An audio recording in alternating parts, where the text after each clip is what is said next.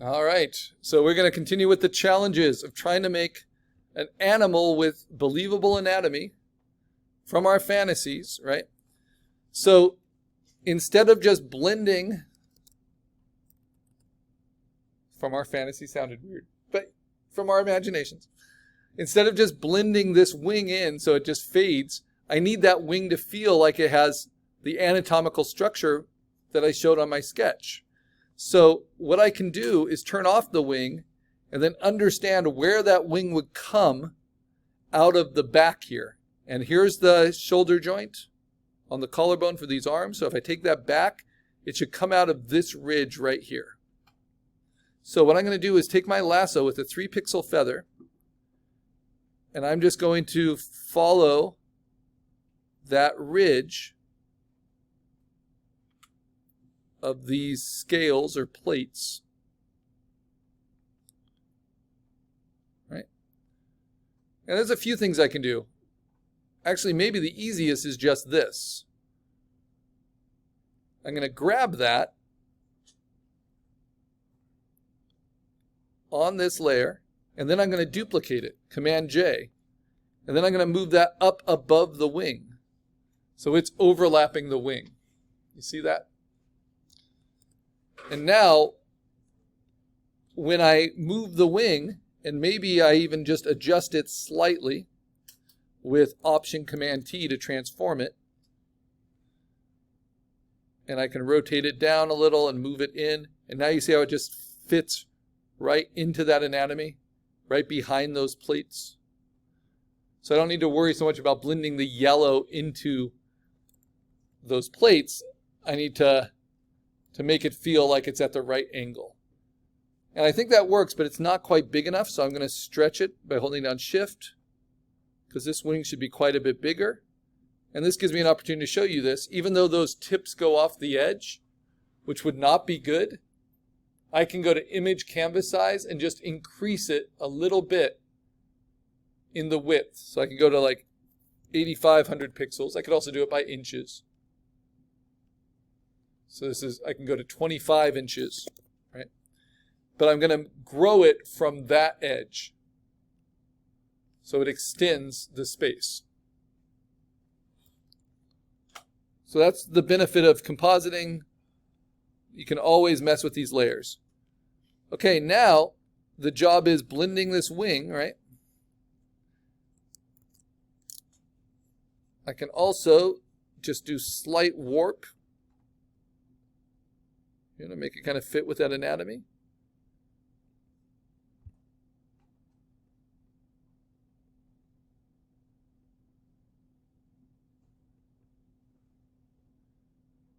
And pinch it just a little bit here. Yeah, okay. And I'm worried about internal edges, not external ones. So what bugs me about this? This little halo on the wing.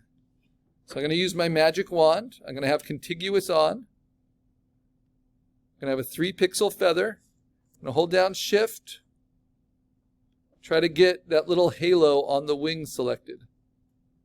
And then hit Delete, Delete, Delete, Delete, Delete.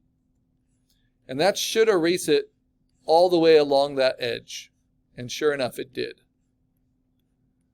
So before I cleared, well, I don't want to go back that far. But I had that. And then with the feather and the clearing, it kept biting away at it until I get a nice edge. Okay. Now, even though that ends up being an external edge for the wing, I dealt with it now because it helps me with this internal edge. What's the other internal edge? Right here. So I'm going to use my eraser. I'm going to use it first at 100% opacity because I have hard edges.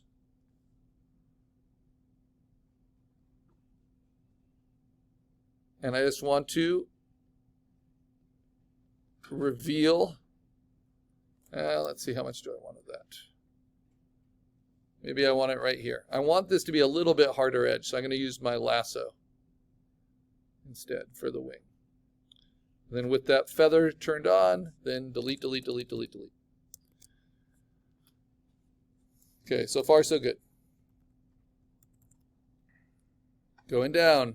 Next we have the chest here, and I'm trying to make it blend into what it's overlapping, which are the feet. So this might be a good time to play with the feet, but I can blend it because it looks pretty close right now. So I'm going to start with 100% opacity, trim this hard edge. I can get rid of certain scales that I don't think are helpful, but other ones might be helpful.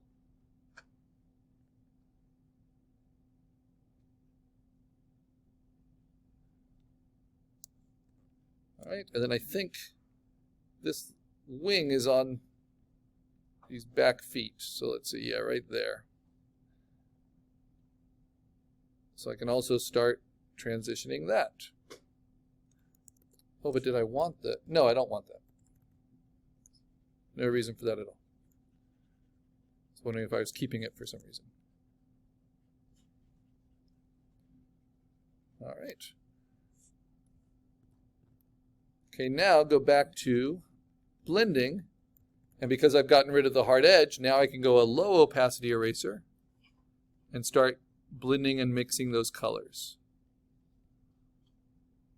The light browns to the dark browns.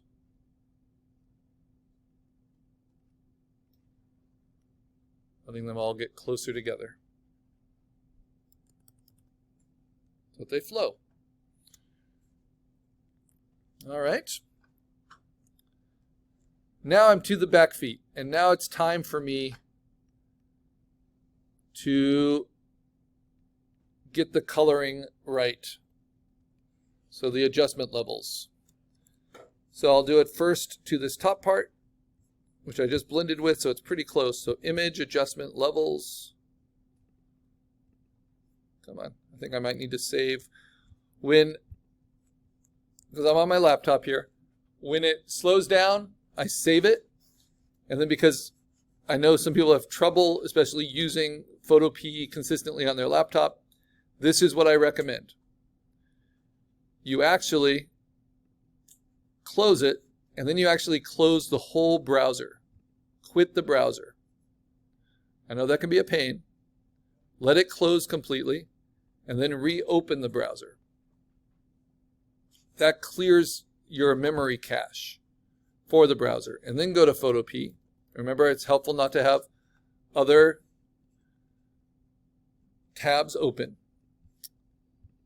Then you find your PSD, which is here, and you bring it in. Now you saved it, so you'll keep all of that progress, right? But now it won't lag on you as easily because it doesn't have all that cached memory. Slow it down. Okay, now I go to image adjustment. For whatever reason, these image adjustments take quite a bit of processing. So I'm just going to darken that a tiny bit. That's it. And then image color balance. It's really pretty much where I want it. But maybe I can bring out a little bit more of that magenta and the red and the reds and the yellows and the midtones, and then a little bit cooler in the shadows, like so. And then I can go to hue saturation, but I really don't need it. Just kind of confirming that it's working. Yep, it's working. Okay, next, these claws. Now they're both on separate layers. So someone asked earlier, since it's the same kind of reference, if I do levels and color balance and all that here, can I copy those settings and just use them here? Which is a great question. Makes a ton of sense. The problem is, no, there isn't a way. And these pixels are different than these pixels. But what I can do is, instead of having them on two separate layers, why don't I work to make them one merged layer? So what do I mean by that? Well, there's little things I have to fix, like I don't have a back toe on that talon. So I'm going to do some internal compositing. I'm going to steal this talon and duplicate it, and then move that on top. So even though we're using at least 5 reference layers, we might be using those layers in a ton of different ways. Option Command T, because I don't want it to be copy pasty, right? Look like the exact same back toe. I want to use my transforms to really change it.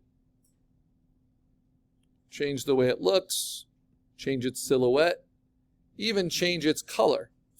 See how that's more yellow, that's more orange. So while it's its own layer, I can go to adjustments and I can go to, I'm going to go right to color balance and I'm going to warm it up, yellow it up, red it up, right? And maybe levels and darken it a little bit because it's behind.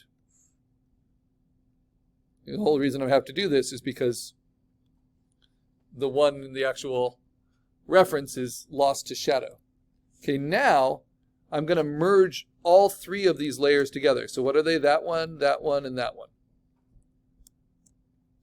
By holding down Shift, selecting all 3 of them, and then instead of putting them in just a group together, I'm going to go to Layer, Merge Layers. Shortcut is Command E. Now it's all one layer. So now I can adjust them all together with levels.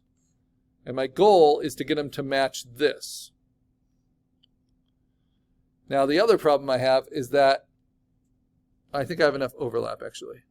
No, I don't. Okay. So I'm going to internally composite one other thing. The ankles. Because sometimes you just don't have enough. So I'm going to grab this, duplicate it, move that over to fill in the ankle here.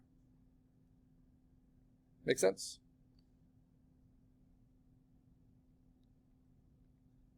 Because I don't have enough overlap otherwise. And then same thing, I'm going to Option Command T. I'm going to warp it a little bit because otherwise it looks too copy pasty. And I'm going to adjust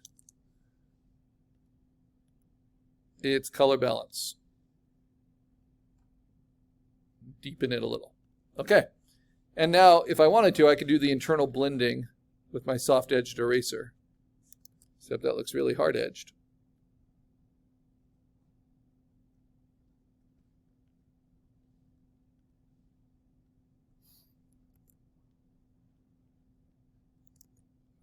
Yeah, I just don't have a whole lot of overlap to deal with. So now I'm going to merge those 2 together. All right, now I can adjust them all together. And that will give me enough overlap to blend. And honestly, what do they need? They just need to be a little less yellow. So image, adjustment, levels. The combined feet, I can brighten them up quite a bit. Very good. I can go to color balance. I can push them more towards the reds.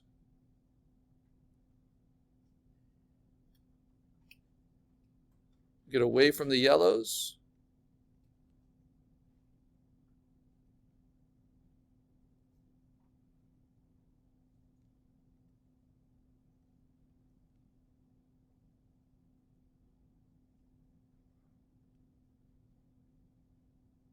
Try to deaden their color. That made a big difference, right? From that to that. And I can play with hue saturation. Just see if I want to take their overall intensity down a little bit and shift them left or right. Looks like I want to go to the left. All right, now the only internal edge I have is going into the ankles. And so now I have some overlap to do that with. First, get rid of that soft edge. It's barely there. And then go to a low opacity. I need a smaller brush for these skinny little legs. Remember, I'm zoomed in at 200%. You never need to go more than that.